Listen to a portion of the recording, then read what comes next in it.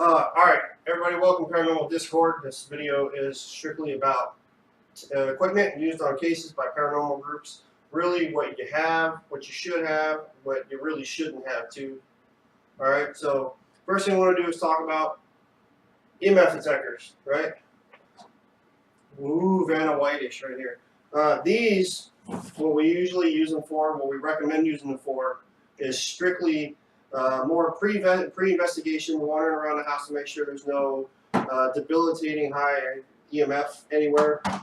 You've got your standard ones. You got the ones people like to use on cases because they light up.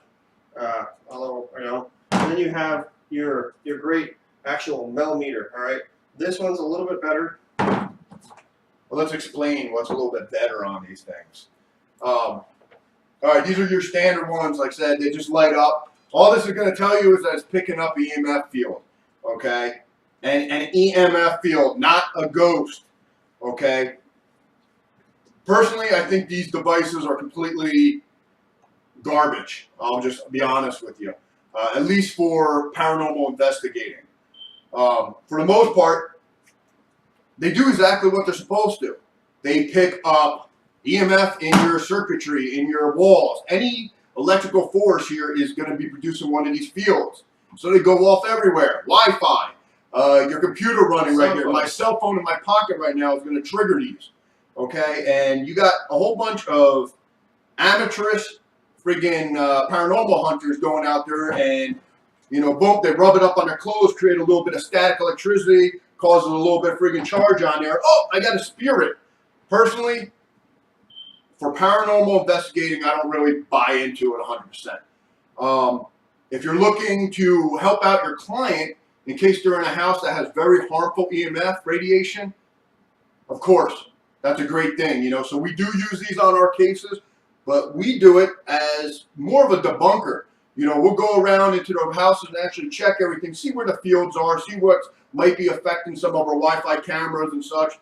Other than that, if you are going to use it for paranormal investigation, use it for as a third backup. If Mr. Roy over here friggin' gets thrown down a flight of stairs and 4 of these meters go off, and I also got footage on the camera, you know what? Maybe I can buy into this as this is actually picking up something that's beyond this world.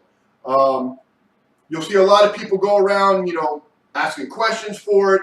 Hey, how many people are here? Or, blink one for this, blink one for this. Yes, no questions.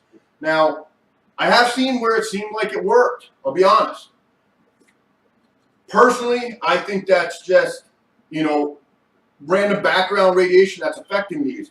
I can't 100% put it behind that it's paranormal, so I just rule it out. Okay, so he brought it up. People walk around and say, hey, is there someone here? Say yes or no. You're going to see this on TV, all right? You're going to see groups that use this a lot, including the millimeter. They walk around with just these, and they expect it to be a paranormal investigation. They walk around, oh my God, and it always responds. It always seems to respond, doesn't it? Well, that's crap, okay? Very rarely, actually, really never, have I gotten a response to a question, okay? Ever.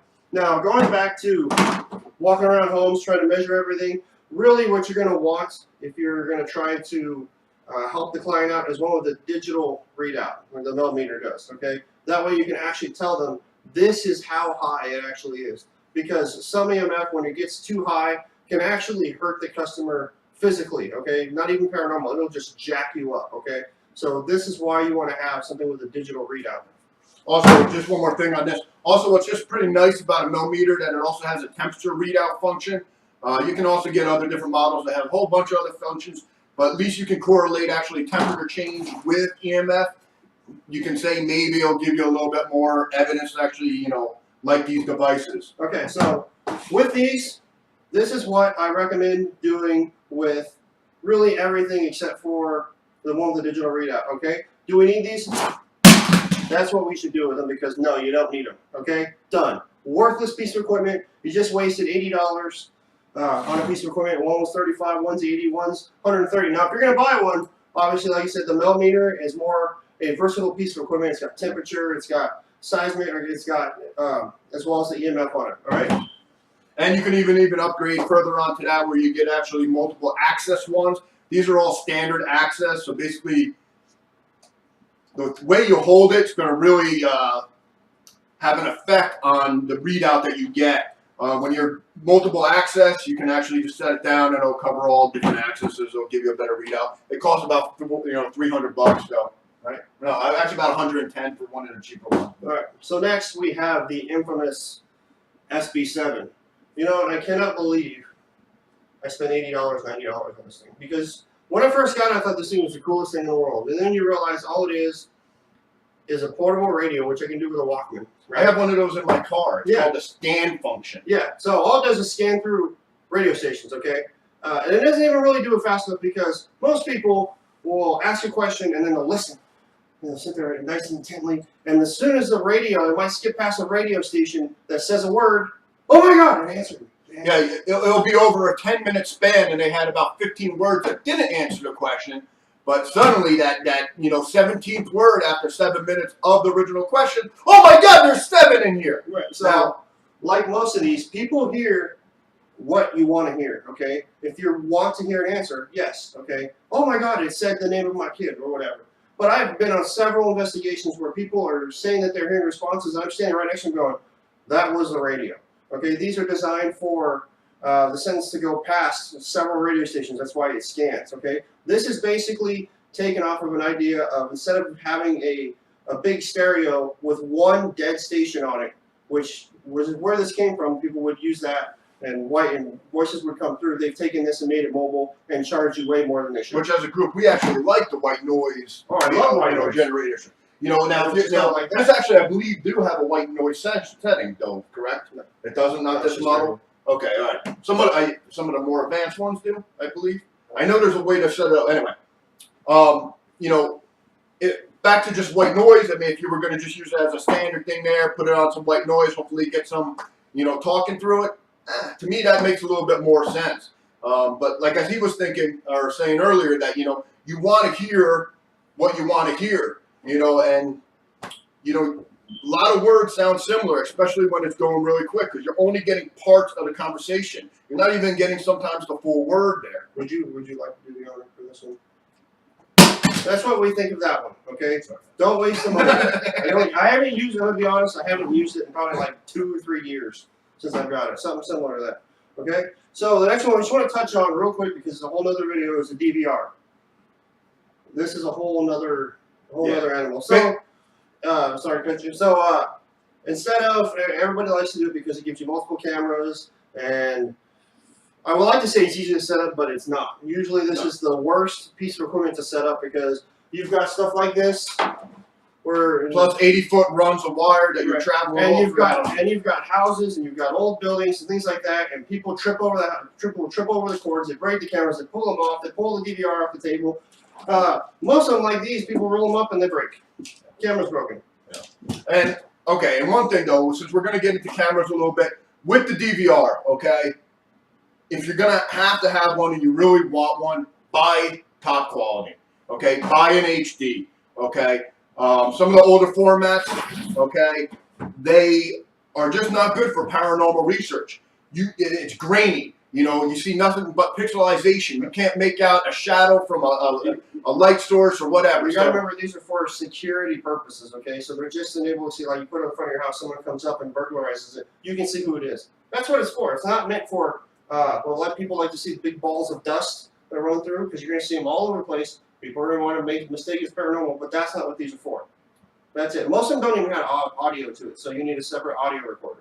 Which leads me to actually equipment that works. Exactly. First, I'm going to touch on camcorder, right? I mean, this is an older Sony, has night shot on it, which is a night vision. These is something I would recommend. I would recommend a lot of these, really. If you want to be taken seriously, if you want to actually try to collect evidence, these, along with a good light, okay? Not this crap, okay? Before you purchase equipment, do your research, okay? Read reviews. Talk to somebody who has it, because stuff like this is what I bought when I first started, and this thing lasts 20 minutes and takes 2 hours to charge, okay? That's no good, all right? So, and a whole nother thing, when we get on the lights. Now, you have a whole different different lights, okay? Now, personally, there's this modern trend in paranormal investigating that Ghosts only come out when the lights go off. Oh. Most of your clients, okay, see it throughout the friggin' time. You know, they're there. It's right there. It's not at night. I don't know why we get in a habit of scaring ourselves by turning off all the lights and then buying these really expensive cameras with UV, you know, full spectrum, you know. $200 lights. I'm not saying that type of approach is bad, but I'm saying, you know, be a little bit more open, okay? You know, do cases lights on, lights off, experiment, okay? We're in the realm of the paranormal here. Anything can be possible, okay? So now, you got multiple cameras, okay? Like here, 2 different cameras, you know, standard, full spectrum. You know, we have caught pictures on pretty much both of them. It depends on the time. Personally, I always like the one with the standard camera with the flash, especially in really dark rooms. Exactly. You know, if I'm going to pick something up, we got the camcorder, full spectrum. You know, with a good light source, I love it. I can actually see what I'm doing. You know, one thing with UV or full spectrum is that during daylight times, you get like that pinkish hue that changes and alters the picture a little bit if you're using it in standard light. Some of the best technology now, you know, we live in a modern age, new stuff's coming out all the time. Okay, so this is one of our new purchases here. Here we got SJ cams, the cubes, okay? They're cheap. They're $70, altered, unaltered. They come with Wi-Fi. It gives you your 1080p. So I'm gonna tell you, instead of using this crap, which we no longer use, okay, this takes like an hour to set up, especially you have like 8 cameras, you're running through the house, whatever. Now we set up in about 10, right? Okay. These, what we like to use these on, these things are a godsend. You can buy these. Not from paranormalinvestigationsequipment.com, not us. Usually you can. Never mind, use the other one. Usually you can mount it to the top of a tripod, which is also a clamp. And instead of an hour-long setup time, we've turned it into 10 minutes. Okay, we're done over. It looks a lot more professional than sitting there having to set up and run wires, run and rerun it because someone ran it the wrong way or put the wrong cord on, and then have to cover up all the cords. Something's great about these cameras. They come with multiple lenses, adapters. Right here, this is actually a UV full spectrum modified. Here I have a cap. I actually have a lens and a ring here that will actually change it back to a standard cam. It basically puts the UV filter in there. So bam, you have your sports cam when you want it. You know, you're doing your sports, and you also have your paranormal investigation gear. They're great. I can't argue that these are some of the best purchases we have made. So, you know, here's one. You know, it's basically a GoPro, just knockoff GoPro, but that's the way it is. Okay, and last one we'll go over is besides the camcorders and the cameras and the things that you absolutely need, besides just the brain and some common sense. Okay, one of the first purchases I ever made, right there. It's just a little recorder. Okay, and some of the most amazing stuff I've ever caught is off of this. Okay, $30.